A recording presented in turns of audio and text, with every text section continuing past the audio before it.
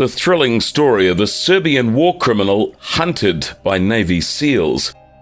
And again, I am reading the words of a Navy SEAL. What if I told you that I, as a member of the US Navy SEALs and alongside British SAS operatives, participated in a top-secret mission to apprehend some of the most wanted war criminals in Bosnia in 1997?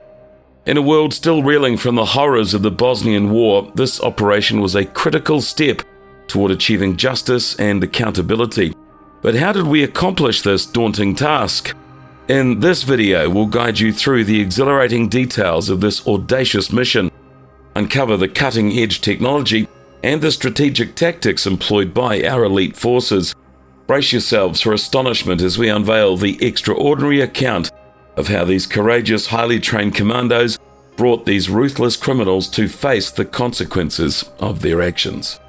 In 1992, Bosnian Serb officials initiated a campaign of ethnic cleansing against Muslims and Croats, with the chief of police Milan Kovacevic and other officials forming paramilitary groups to carry out these acts of violence. Thousands of non-Serb residents sought refuge in a UN-established safe haven in Shrek. However, the Serb forces ultimately overran the enclave, forcibly deporting thousands of refugees on buses. British journalists covertly smuggled out harrowing images from a refugee camp in Mascot, reminiscent of the atrocities committed during the Nazi era. Nevertheless, Serbia's president vehemently denied these claims. In 1995, NATO launched airstrikes to put an end to the hostilities in Bosnia, yet concerns persisted regarding the fate of the non-Serb population. Satellite imagery subsequently confirmed the existence of mass graves scattered across the Bosnian countryside.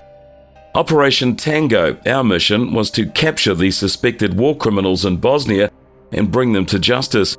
Being a part of the elite forces, I served alongside the US Navy SEALs and British SAS, working closely with them to ensure the success of the operation. After receiving the briefing on the targets, we understood the gravity of the situation and the importance of our mission. Equipped with advanced technology, including the unmanned aerial vehicle UAVs for surveillance, we set out on our journey to Bosnia. Our truck convoy took us to a secure safe house near Por, when we had access to cutting equipment and specialized training to aid us in our mission. Our first task was to establish surveillance on one of the suspects, Kovacevic. The UAV and our ground unit tracked him to his workplace at a hospital, where we discovered he was working as an administrator. We patiently observed him, waiting for an opportunity to exploit a vulnerability in his routine. Eventually, we discovered that he had a penchant for fishing and frequented a remote cabin with his teenage son. This information became crucial as we devised a simultaneous and aggressive plan to capture both targets, marking a historic moment where Western allies employed force to apprehend a war criminal. Our joint team, comprised of US Navy SEALs and British SAS commandos, faced numerous challenges throughout the mission. We had to navigate through checkpoints, employing bluffing tactics to gain access to the hospital and capture Kovacevic successfully. With Kovacevic in custody, we swiftly transferred him to be flown to The Hague, where he would face trial for his crimes. This achievement sent a powerful message to the Serbian government that war crimes would not go unpunished. In the following months, our mission carried on.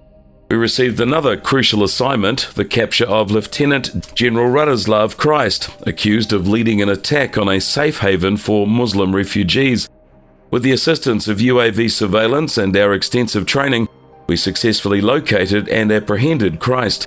His capture was a significant milestone, holding accountable those who gave orders for war crimes and genocide.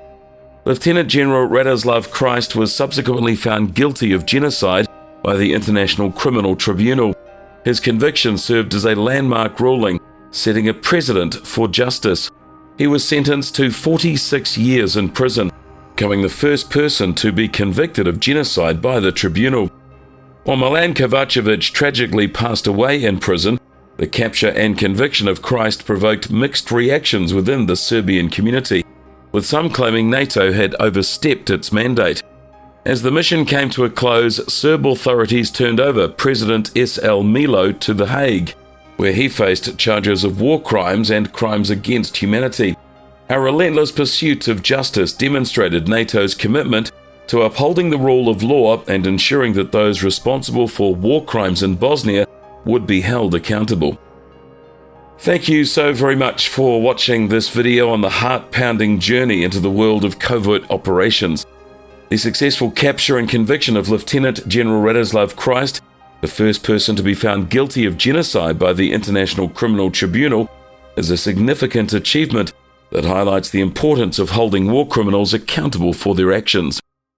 What are your thoughts on this top-secret mission and the conviction of Lieutenant General Radoslav Christ? We look forward to reading your comments below. If you like this video, please give it a like, share it with your friends, and if you haven't already, subscribe to this channel and hit the bell icon so that you'll always get the very latest from us first.